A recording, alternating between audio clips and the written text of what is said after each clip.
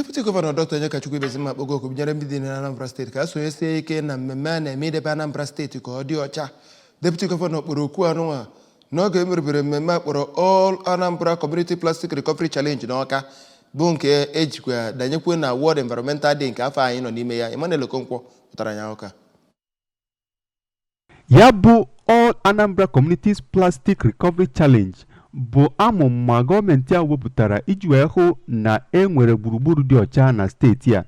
Ya bụ amụma bụ etu a ga-esi were ya bụ obodo dị 77 nke dị na steeti a ha asọkọrịta mpi wee mara obodo kacha wee dị ọcha. Obodo ọbụla merilin bụ ndị a ga-enye ego ruru 1 nde naira. Ka ọ na-ekwu okwu osote aka na-achị steeti a Deputy Governor Ibezim chetara ndị mmadụ na iweta ebe dị ọcha ma nwekwa ahụike bụ onye ọbụla ka ọ dịara.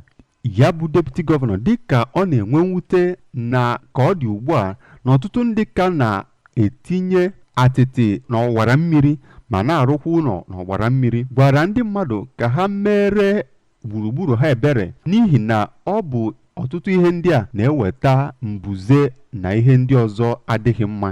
Ka ọ na-ekwu okwu onye kọmishọna na-ahụ maka gburugburu Injinia Felix Odimegwu dọrọ ndị mmadụ aka na ntị ka ha gbaa mbọ hụ na ha anaghị ada iwu na-echekwaba gburugburu anyị. Injinia Odimegwu mere ka amata na ya bụ asọmpi bụ nke a ga-eme n'otu ọnwa, bụ nke obodo na obodo na ime obodo ga-emekọrịta iji wee hụ na enwere nhatanha.